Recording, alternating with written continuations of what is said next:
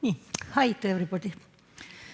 I'm pleased to introduce the next presenter, Marianne Santala from Finland, Helsinki University. She's a meteorologist and designer. Her doctoral research is about atmospheric and climate change research team. Her own topic is mostly climate change leaders and climate competencies, which we are very interested in. Excuse me. And she's also developing multidisciplinary courses about climate change and sustainability. And mostly she researches different organizational climate change experts, leaders, and students of Helsinki University. Floor is yours.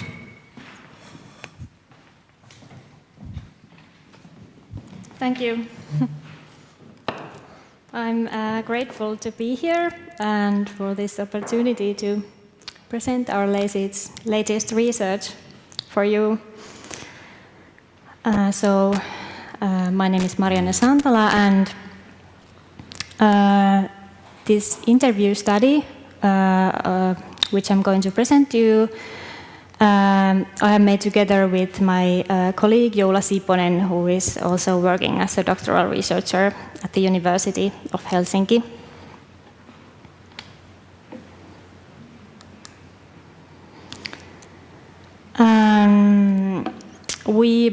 Me and Joula Siponen, we work at the Institute of Atmospheric and Earth System Research. And we are in a research team which makes research and develops climate and atmospheric education.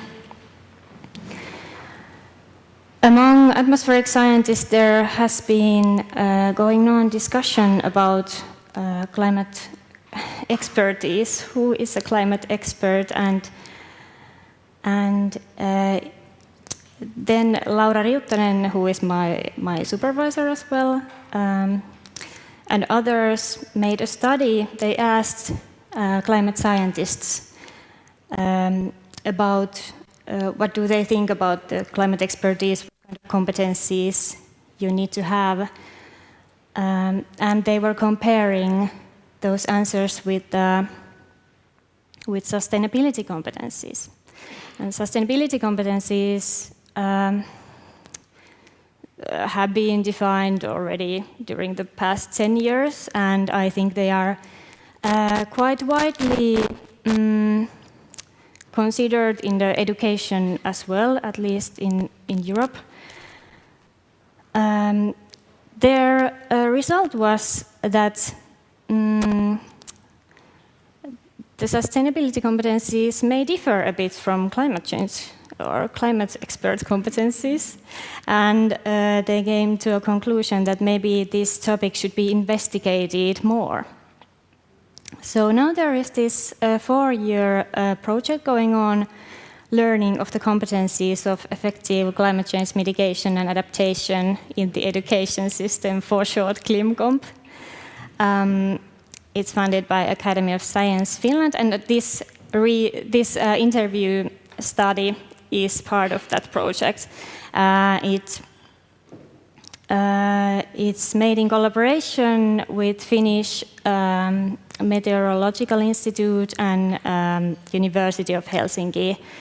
And the collaborators are atmospheric scientists, climate modelers, educational scientists. Jari Lavanen is involved in that project as well, and psychologists.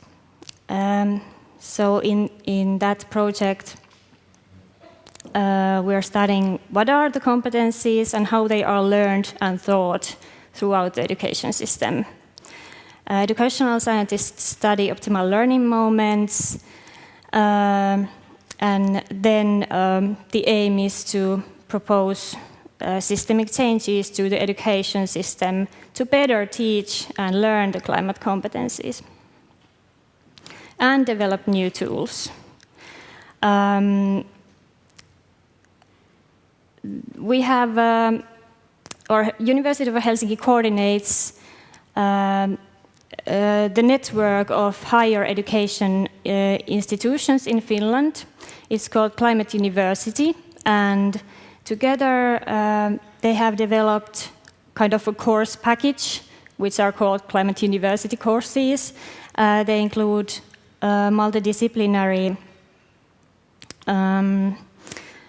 courses related on sustainability and climate change, and I think, at least on my side, this project will promote those courses, and when we know better what should we teach and how, then we can make those courses even better, and we are developing one new course as well within this ClimComp project. And this interview study is also part of my doctoral thesis, which is so far funded by the Finnish Cultural Foundation. So here was the little bit of a background for this interview study, where we are focusing on which competencies, knowledge, skills, attitudes, values are needed for climate change mitigation and adaptation in Finland.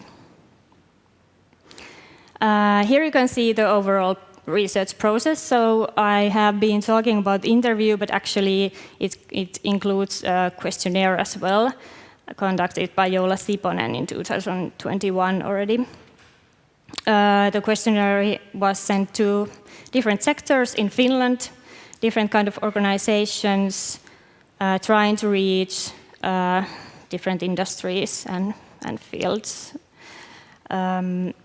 Then based on those answers, we created together a competence map. And now, with these interviews, we are developing that map even further. And the interviewees are the same people that were, or the same organizations at least, that were answering that questionnaire as well. Right now we are in the analysis phase. We want to create a visual competence framework, and we are writing the article, which will hopefully be published in next year. And we still want to validate our framework with asking feedback from the interviewees. Some details about these interviews. So they were thematic. We had 22 different organizations and 22 interviews. Me and Joula were interviewing together. Mostly we had one informant in one interview, but we had a couple interviews where there were two people from that organization. As I said, the organizations had replied to the questionnaire, and the people were in the positions where they had titles like environmental manager, corporate responsibility manager, or climate coordinator, etc. So they were the people who were driving the climate change mitigation efforts in their organizations. The interviews took 1 hour, or one interview took 1 hour, and they were semi-structured, so that we wanted to take advantage of their expertise and focus on things that they were, or things that were important to them.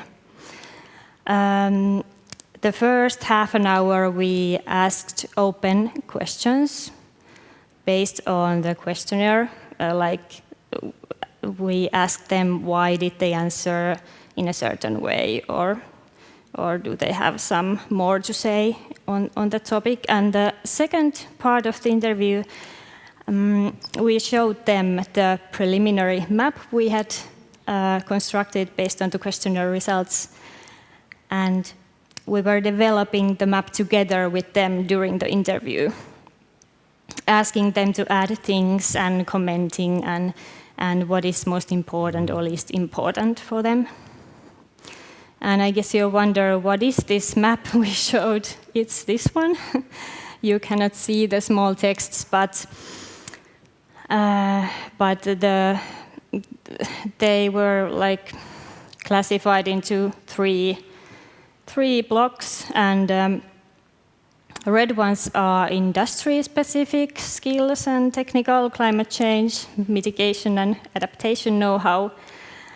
And blue ones are related to interaction and socio-emotional skills. The green ones we called sustainability competencies, since they are the same that are defined by the popular article called Week et al. Has written that article. But just to remind that this is more material-based than a theory-based study, and these these competencies were mentioned in the questionnaire results, but they are also emerging in sustainability theory.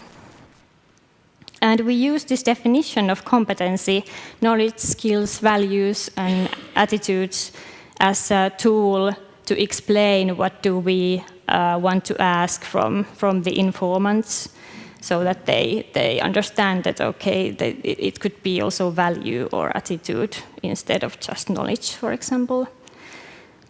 During the interviews, we added yellow notes as the interviewee gave us the comments and additions to this map. And based on those yellow notes, after the interview, we filled this map with these red and blue and green boxes as needed. And then we started the next interview, and again the same. So in every interview we had a slightly different map to show them. And this is probably the one which was almost the last one, maybe the second last one from the second last interview. Yeah, and then we marked what do they think is least important and most important by these stars. And when we were showing the map, we wanted to focus more on things that weren't yet discussed on the first part of the interview. So during the open discussion in the beginning of the interview, we marked the brown stars to the topics that were already discussed. And now we have been analyzing these results, and so far we have recognized 5 competencies. I think during today, when I've been talking about competencies with some people, or in the beginning of today when Mia showed the slide of future transversal? What? Yeah, transdisciplinary competencies. I think you can see the same things here very much. So there is a socio-emotional intelligence and impactful communication,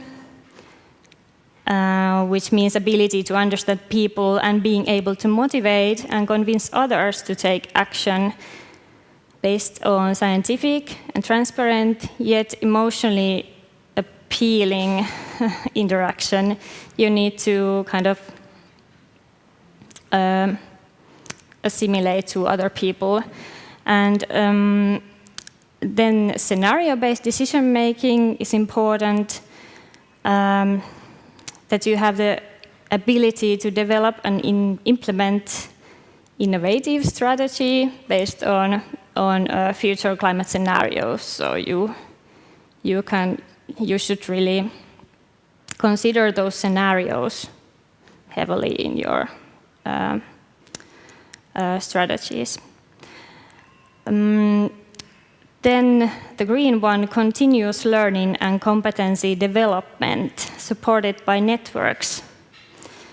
Many of the interviewees said that they cannot know everything, so networks are really vital for their work.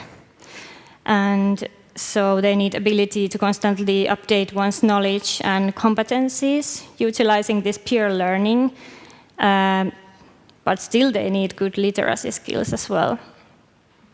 And these things promote collective competence via their networks. The next one, of course, you need, when we talk about climate competencies, you need a systemic understanding of climate change as well, and which is very important is the effectiveness of actions, that you can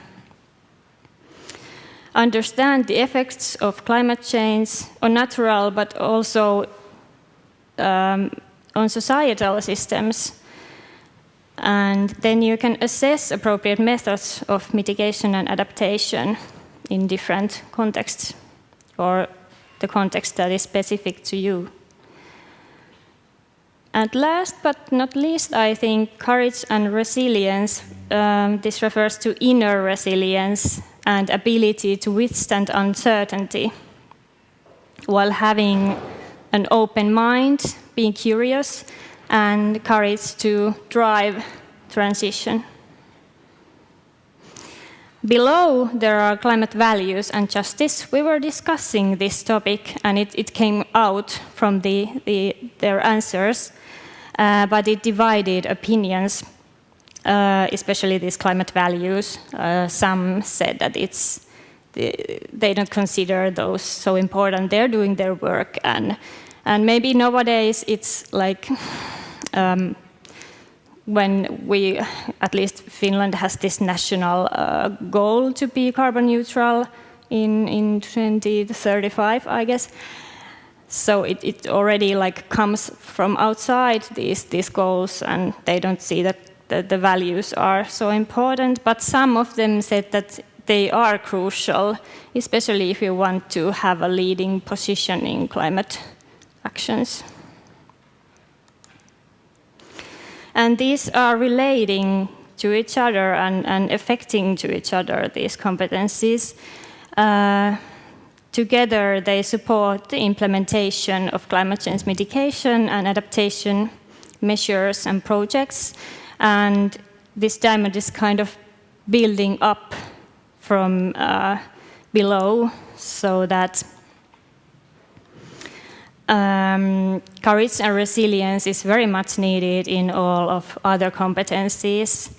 It requires courage to regenerate and have, and it's important to have open mind so that you can continuously learn and develop. It also requires courage to influence other people, open your mouth, and resilience to face the conflicts with others or within communication. The decision making requires courage as well. You need to have to do courageous decisions and maybe take risks. And you need ability to tolerate uncertainty as well. When you're taking risk, there are uncertainties. So it was quite many people mentioned that one. And then it requires also resilience to accept this topic of climate change, since it's so large topic and complex. So it's not the easiest one. Learning is feeding to other competencies as well. If you build networks and learn in these and share your competence, they provide support for courageous actions and to withstand the uncertainty. Then continuous learning also, of course, supports the development of knowledge and understanding. And collective competence generates power for change as well. The relevant networks maximize impact of communication. You know the people like who you should go to talk to get your project forward, for example, or who you should hire to have a successful project. And the essential building block is the systemic understanding. It supports identifying and building relevant networks so that you understand, you see the society in a systemic way, so you understand what kind of networks you need and you can identify those. Understanding and knowledge enable also effective communication. You can convince others when you really know the topic you're talking about. Understanding and knowledge support also decision making.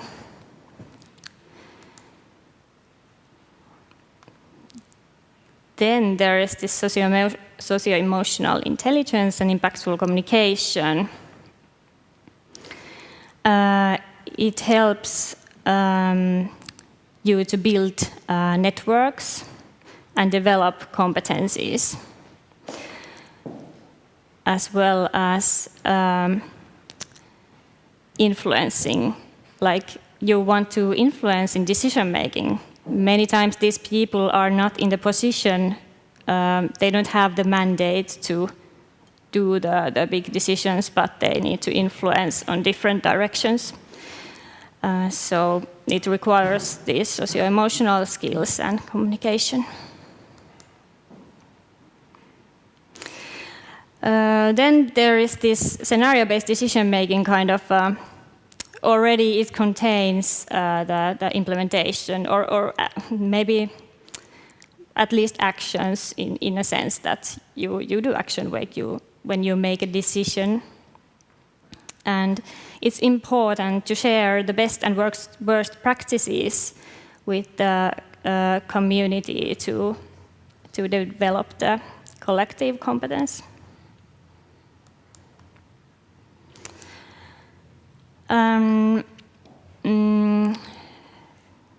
Then we have some ideas how or what could be the application of the competencies.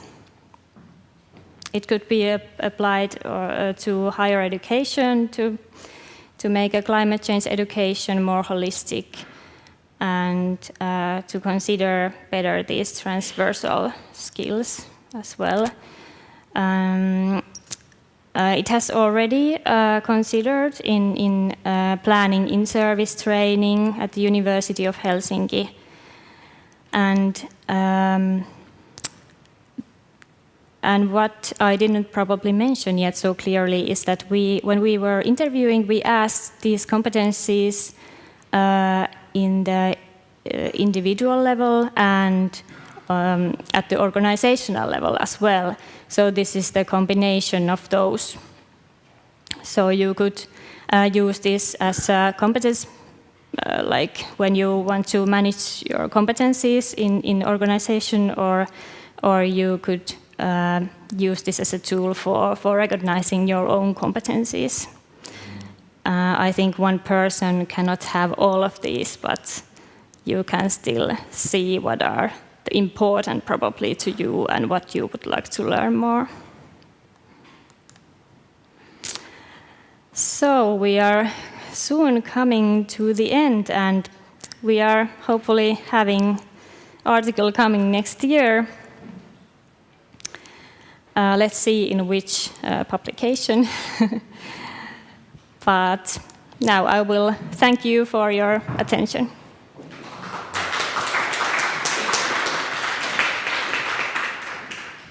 Thank you, Anna-Mari. Now it's a very good opportunity to ask questions from Anna-Mari. Who wants to ask? Yes, please. The microphone. Thank you. It was really interesting and a very nice designed research. I would like to ask, you mentioned in the beginning, this is the climate competence for Finnish people. Why it's specifically for Finnish? Why don't you think it's an internationally a global competence? Yeah, well, I hope it's national or even global, but I probably I was trying to say that the organizations were like Finnish organizations, so and in that sense it applies at least in Finland. Yes. Thank you. Okay. I would like to ask about the support. Maybe you mentioned it and I didn't listen or didn't hear. Did you get a support from stakeholders or the data which you got? Were they willing to give it to you very, in a good way, or did you need just to dig it from what's going on around? Do you mean that when we were having this discussion with them? Yes. I think it was depending on the person who were talking, with who we were talking to. Some of them were very. They had a lot of thoughts, and some of them were maybe not so. Or we had maybe at least one or two who were not so, like maybe I could say not so deep. They didn't have that deep understanding of climate change, and their industry was, for example, if you have some kind of consulting company and you do the mitigation efforts in your own organization, then you don't. It might be quite like trivial that you just adjust the energy consumption and think how people come to work, and that's kind of all you want to do if you, or all that you can do in your own organization. So in those cases, maybe we needed to a bit dig the answers, and but mostly I think it was quite nice to talk with them, and they. But still, I felt a bit that this 1 hour interview, like how could I say? In the end of the interview, the discussion was going on really well, and in the beginning it was maybe. So I was wondering if we should have showed the map already a bit in earlier phase to kind of familiarize with the topic.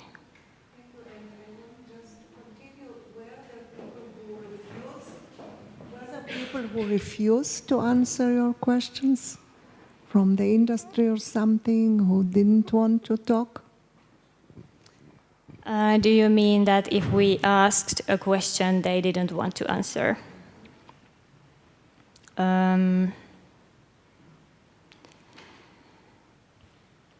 Not really, but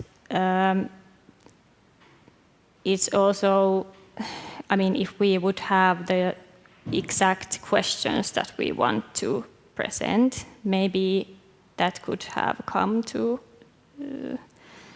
we could have experienced that, but since it was semi-structured and we had these themes, what we want to discuss with them, but still they had the opportunity to discuss.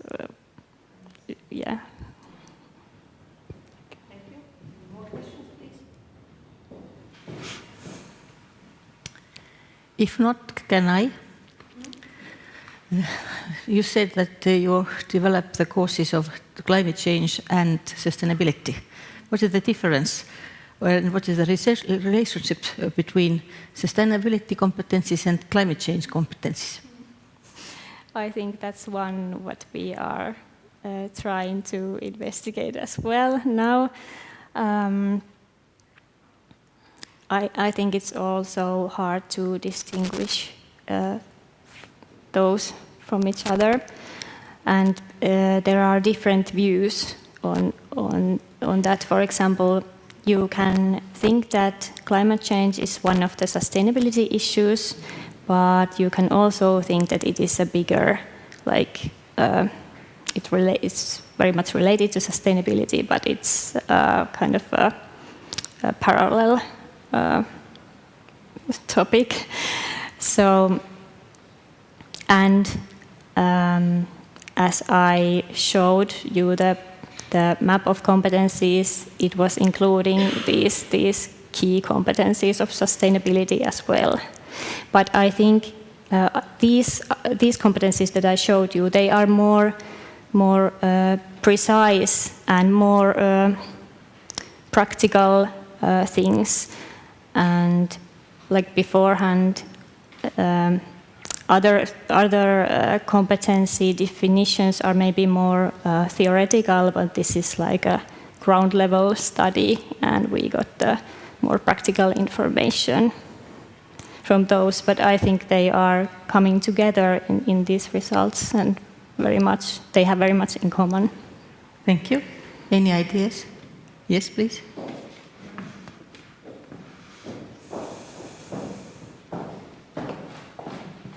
Thank you. So people talk about such a term like climate change literacy. So what's the difference between climate change literacy and climate change competencies? Or how you describe person who is literate in climate change? Yes, well, I'm not sure if I'm actually so familiar with the literacy term, but I think that I don't know, can literacy include the things like attitudes? And if it can, I don't know what's that's a really good question, actually. I can try.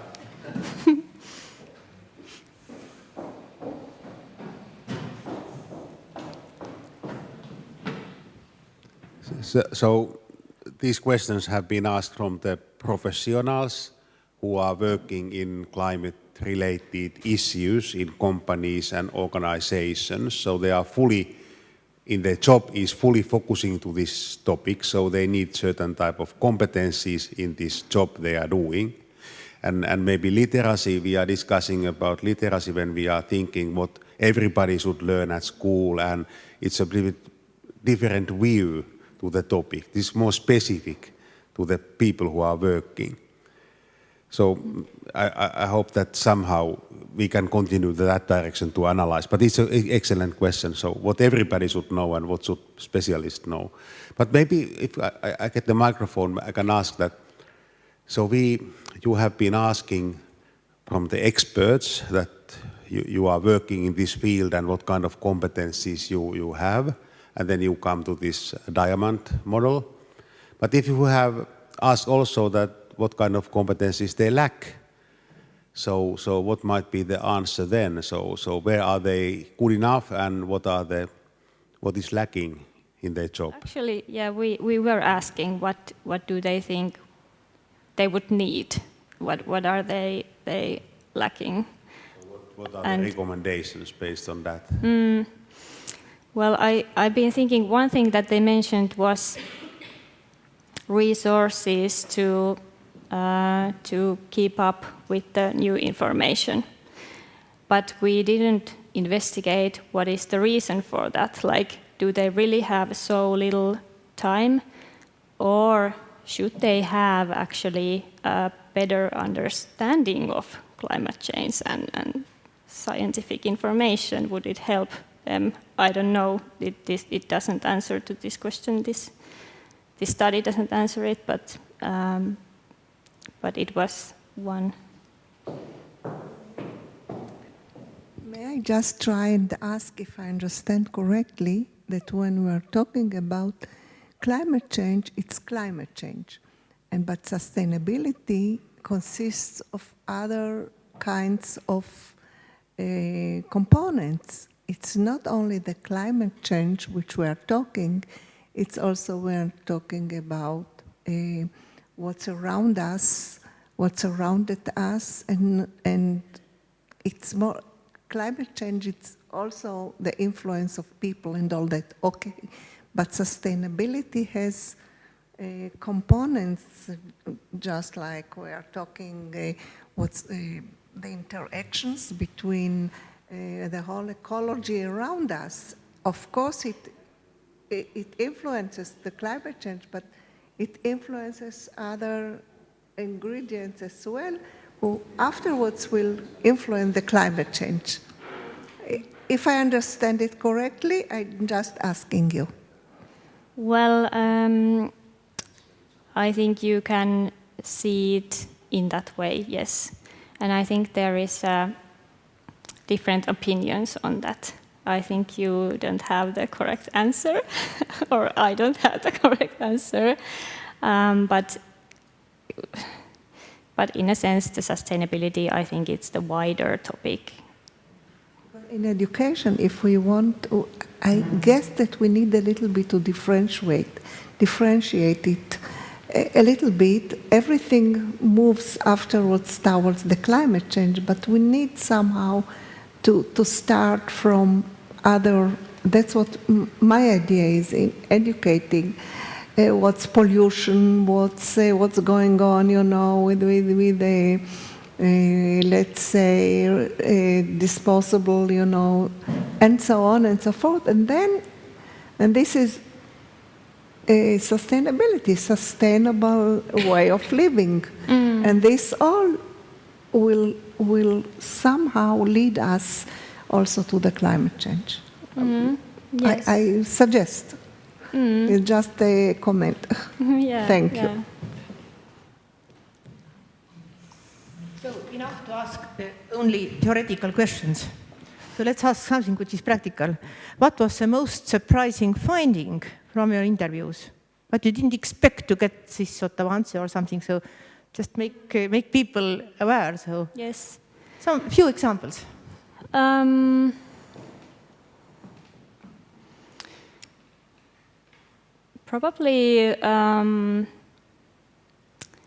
Probably these socio-emotional skills, so that they quite a lot mention that it is a challenge, and when they are talking to different people trying to influence and proceed in their work, they really need to think carefully how they will present their ideas and what are the other person's motivations. And I think this came out almost in every interview. Thank you. Any more practical questions?